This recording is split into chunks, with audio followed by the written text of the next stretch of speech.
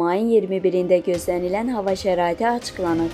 Milli Hidrometeorologiya Xidmətinin məlumatına əsasən, Bakıda və Abşeron yarımadasında hava şəraitinin dəyişkən buludlu olacağı, arabir tutulacağı, əsasən yağmursuz keçəcəyi gözlənilir. Lakin gündüz bəzi yerlərdə qısa müddətli az yağış yağacağı ehtimalı var.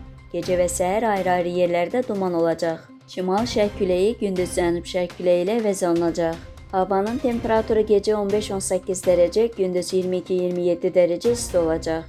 Atmosfer təzyiqi 756 mm civesunu təşkil edəcək. Nisbi rütubət gecə 70-75%, gündüz 60-65% olacaq.